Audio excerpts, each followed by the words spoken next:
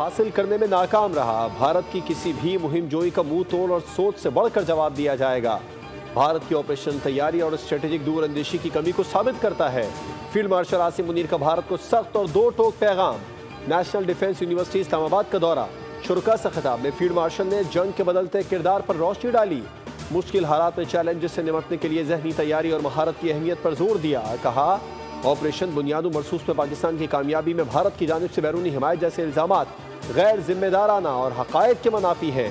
खालिस दो तरफा फौजी तसादुम में दीगर मुल्कों को मुलविस करने का दावा भारत का नाकिस सियासी हरबा है। जंगे मीडिया की बयानबाजी, दरामदशुदा फैंसी जंगी साजो सामान या सियासी नारेबाजी से नहीं जीती जाती।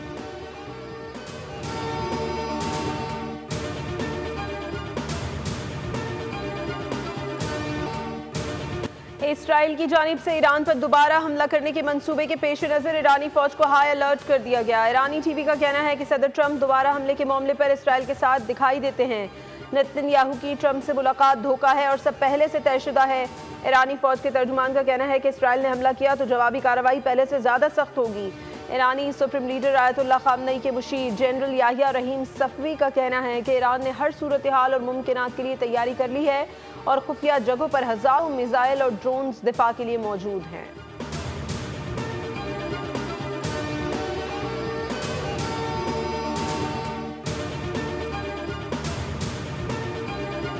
साहब ने DG Sindh building control authority को भी मुअत्तल कर दिया है। फौरी तौर पर एफआईआर काटी जाए। को 2 दिन के लिए टाइम दिया गया है कि फैक्ट फाइंडिंग रिपोर्ट सामने आए। कमिश्नर कराची को एक और जिम्मेदारी ये दी गई, जो 51 इमारतें इंतहाई खस्ता हैं जिनको गिराया जाना चाहिए, उनकी सारी तफसीलात वो फराहम करेंगे ताकि उन इमारतों को गिराने का काम जो है वो फौरी तौर पर शुरू किया जा सके।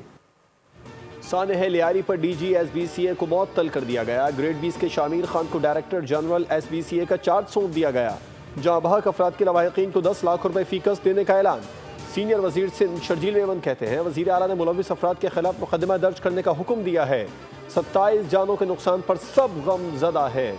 जिम्मेदारों के खिलाफ सख्त कार्रवाई होगी। वजीर बल्दियात सईद गनी ने कहा, 51 खस्ता हाल इमारतों को गिराने की जिम्मेदारी कमिश्नर कराची को दी गई।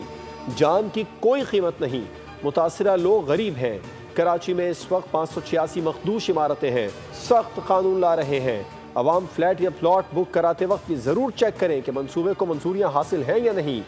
दीगर मुतासरा इमारतें मस्मार करने का नोटिफिकेशन जारी। 2 इमारतों को मुकम्मल मस्मार किया जाएगा।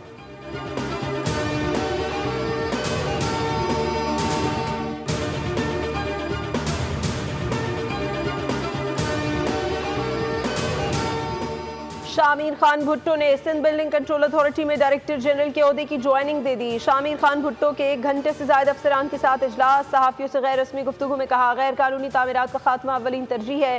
लियारी में 51 खतरनाक करार दी गई इमारतों को पहले मरहले में खाली कराया जाएगा। जो इमारत नाकाबिले रिहाइश है उसको मस्मार किया जाएगा। जिला जनूबी में 500 इमारतें खतरनाक करार दी गई हैं। गिरने वाली इमारत के हवाले से काम कर रहे हैं। इंक्वायरी मुकम्मल होने के बाद तफसीलात फराहम की जाएंगी।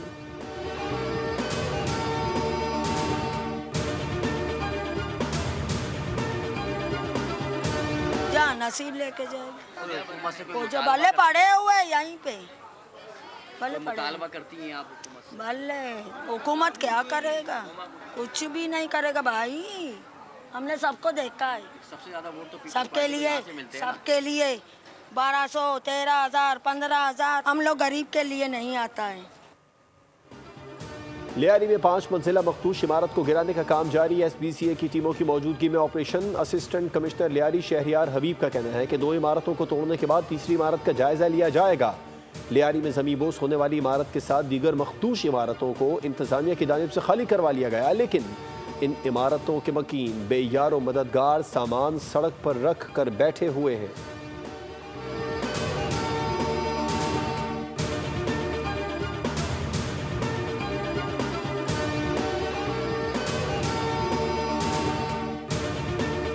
पास ना तो कोई ऐसी प्रपोज़ल है, ना कोई ऐसी प्रपोज़ल पे हम काम कर रहे हैं जिसमें कोई 27वीं आईनी तरमीम की भी तरमीम की बात कर। फाटा और जो मर्ज्ड एरियाज़ हैं वो अब सूबे का हिस्सा हैं। कमेटी बिल्कुल ज़रूर बनी है, लेकिन कमेटी इसलिए बनी है कि वहाँ पे आपके लोकल स्टेक होल्डर्स हैं, जिनको सूबे की तरफ से बिल्कुल ऑन बोर्ड नहीं लिया जा रहा। इस तमाम तर मामले पे एक कमेटी बना दी है। नागहानी सूरत हाल में असम्बली की मुद्दत 1 साल के लिए बढ़ सकती है। हुकूमत 27वें आईनी तरमीम पर काम नहीं कर रही। आईनी अदालत भी ज़ेर गौर या ज़ेर बहस नहीं। बैरिस्टर अकील मलिक की प्रोग्राम पॉलिसी पॉइंट विद अफसा कोमल में गुफ्तगू। कहा फाटा के लोगों को केपी की तरफ से ऑन बोर्ड नहीं लिया जा रहा।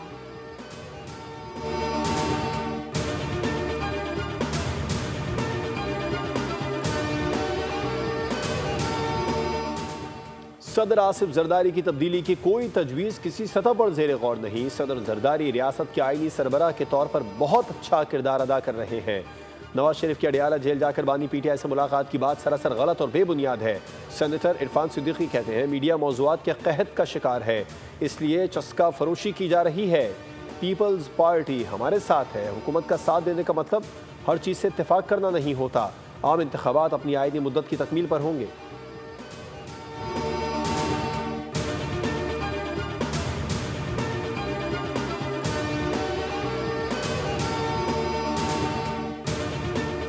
सोलर के बाद पंखों की बारी। मौजूदा पंखों को कम बिजली से चलने वाले पंखों से तब्दील किया जाएगा। हुकूमत का मुल्क भर में पंखों का तब्दीली प्रोग्राम शुरू करने का फैसला। एलामिया के मुताबिक वज़ीर ख़जाना की ज़ेर सदारत वज़ीर आज़म के पंखों की तब्दीली के प्रोग्राम पर इजलास में वफाकी वज़ीर तवानाई अवैस अहमद लगारी और गवर्नर स्टेट बैंक ने शिरकत की। मकसद पंखा तब्दीली प्रोग्राम की तैयारी और जल्द आगाज़ के हवाले से पेशरफ्त का जायज़ा लेना था।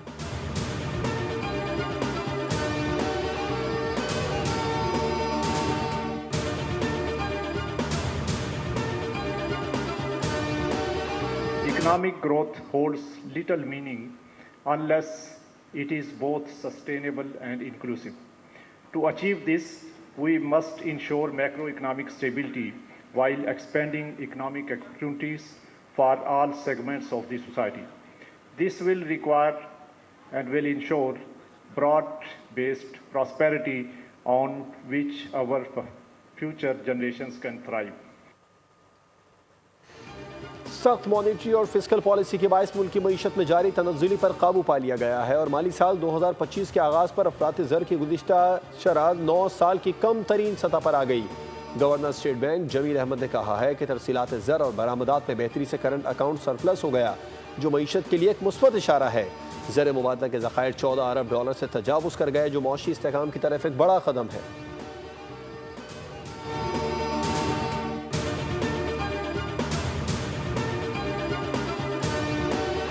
हो गया तो इंशाल्लाह आपका क्राइम बहुत नीचे आ जाएगा। हमारी सबकी कोशिश है कि सेहतमंद कराची हो। सेहतमंद कराची होगा तो पूरा पाकिस्तान सेहतमंद होगा। हमने पासपोर्ट की अपनी रैंकिंग के ऊपर बहुत काम किया है और अगले 2 साल में आपको यही ग्रीन पासपोर्ट जो आपके पास है, ये आपको रैंकिंग में बहुत बेहतर जगह पे नज़र आएगा इंशाल्लाह।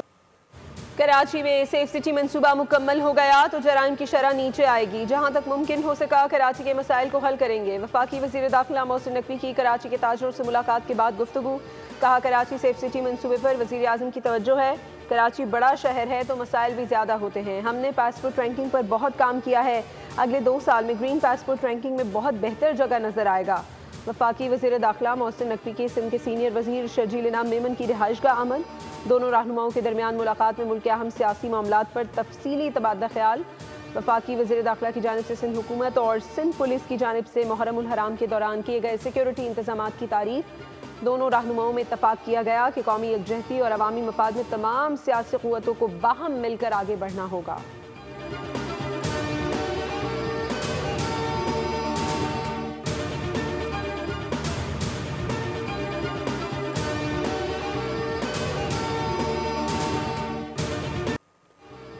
महकमा एक्साइज या महकमा एक्सरसाइज, नई नंबर प्लेट कराची वालों के लिए नया अजाब बन गई। तवील कतार और लंबा इंतजार। भाग दौड़ के बावजूद नई नंबर प्लेट का हुसूल शेर के मुंह से शिकार छीनने के मुतरादिफ हो गया। शहरी कहते हैं क्या नंबर प्लेट से हादसात रुक जाएंगे? एजेंट ना हो तो नंबर प्लेट भूल जाएं। यहाँ तो नौबत घंटों से महीनों तक तवील हो गई। ऊपर से ट्रैफिक पुलिस चालान की तलवार से वार कर रही है, लेकिन नंबर प्लेट के लिए तारीख पर तारीख दी जा रही है।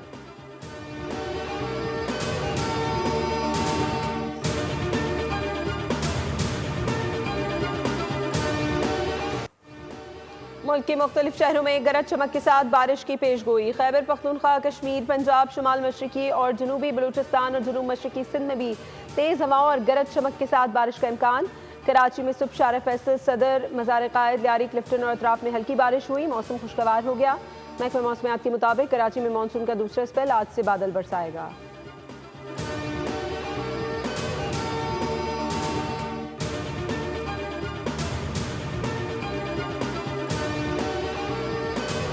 मेंबर्स को सस्पेंड किया, कुछ मेंबर्स को मैंने नोटिसेस भिजवाए, कुछ मेंबर्स को उनको मैंने पहले रूलिंग भी पास की और उसमें बताया कि असेंबली को उसके क़वाइद के मुताबिक चलना है। जो शोर शराबा करेंगे सिर्फ उनका एक्सप्रेशन एहतजाज के हक के तौर पे लिया जाता रहेगा। Will this be the order of the day? Will this be a new normal? मैं तस्लीम करता हूँ सिर्फ एक नुक्ते को कि आपने कसम उठाई है, हल्फ उठाया है आपने कि आप असेंबली की कार्रवाई को क़वाइद के मुताबिक चलाएंगे।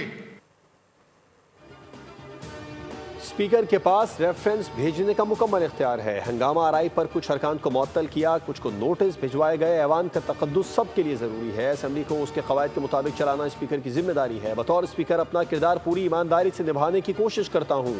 स्पीकर पंजाब असेंबली मलिक अहमद खान की न्यूज़ कॉन्फ्रेंस। कहा, पार्लियामेंट मुर्दा खाना नहीं जहाँ कोई आवाज़ बुलंद ना हो। ऐवान में अपोजिशन अरकान को भी बोलने का पूरा मौका दिया। रूलिंग के खिलाफ बहुत कुछ कहा गया, बेहतर होता मुझसे भी राबिता कर लिया जाता। अपोजिशन के एहतजाज की भी हुदूद व क़यूद है। मुझे सबक देने के लिए खड़े हुए। 1.5 साल में अपोजिशन की हर बात को तरजीह दी। क्या किसी ने मेरी बात सुनी?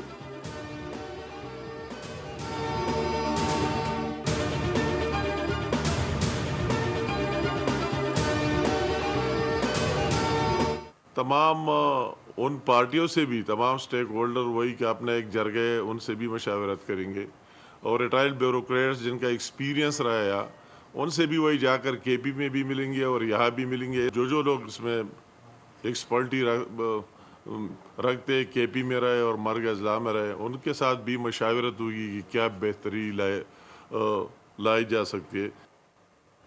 नून लीगी रहनुमा अमीर मकाम का कहना है कि वज़ीर आज़म ने जरगा सिस्टम समेत दीगर मामलात पर कमेटी तश्कील दी है।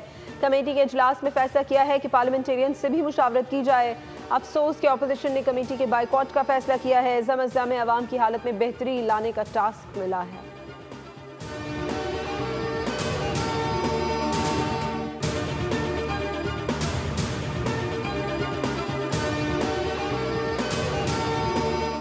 कबायली इलाकों से रिलेटेड 25 जून को एक कमेटी बनाई। 18वीं तरमीम के बाद ये सारा इख्तियार सूबाई हुकूमत के पास जा चुका है 2010 से, और 25वीं तरमीम के बाद जब कबायली इलाके सूबे में जम हो चुके हैं, उसके बाद वफाकी हुकूमत का कोई इख्तियार नहीं कि उसके लिए कमेटी बनाए, उसके लिए लेजिस्लेशन करे।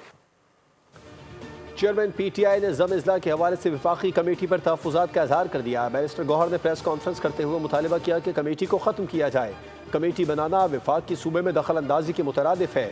25वीं तरमीम के बाद कबायली इलाके सूबाई हुकूमत में जम हो चुके। कबायली इलाके हमेशा से हसास रहे हैं।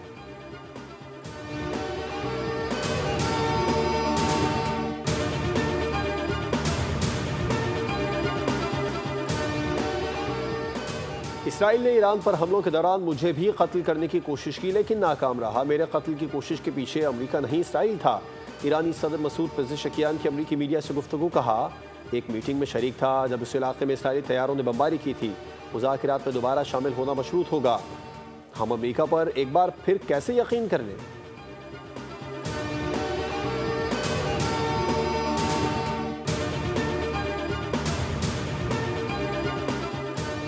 यूरोपीय मुल्क स्वीडन ने पाकिस्तान में वीज़ा सर्विसेज दोबारा शुरू करने का ऐलान कर दिया। तर्जुमान दफ्तर खारजा के मुताबिक पाकिस्तानियों को मुख्तसर क़याम के लिए स्वीडन जाने की सहूलत मिलेगी। पाकिस्तानी शहरी 90 दिन तक के स्वीडन के दौरों के लिए पाकिस्तान से शेंजन वीज़ा के लिए दरख्वास्त दे सकते हैं। तर्जुमान ने कहा है कि पाकिस्तान इस मस्बत पेशरफ्त का खैर मकदम करता है जो दोनों ममालिक के दरमियान दोतरफा ताल्लुकात की मजबूती की अक्कासी करता है।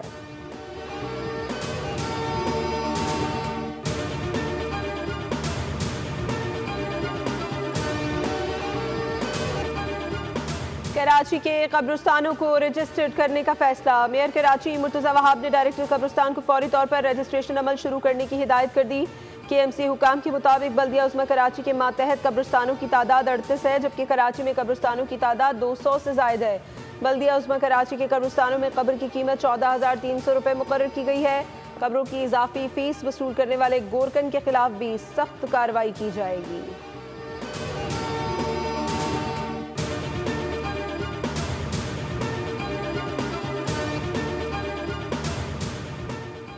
कतरी शहजादी शेखा आसमा अलसानी ने पाकिस्तान की 8,126 मीटर बुलंद कातिल पहाड़ी नांगा पर्वत सर कर ली। शेखा आसमा नांगा पर्वत सर करने वाली पहली कतरी खातून बन गई। शेखा आसमा का ये कारनामा उनकी 14 बुलंद तरीन चोटियों की मुहिम में नवा कामयाब मरहला है। नांगा पर्वत की फतह के साथ शेखा आसमा आलमी कोह पैमाओं की सफ में नुमाया हो गई।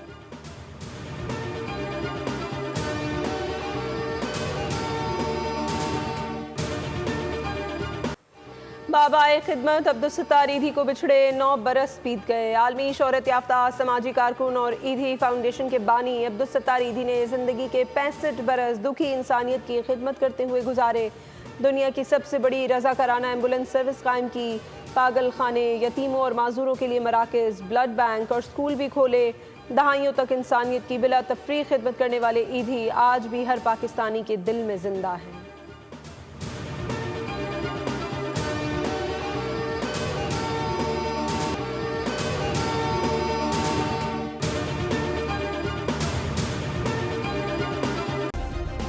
सब्सक्राइब करें और बेल दबाएं ताकि कोई खबर रह न जाए।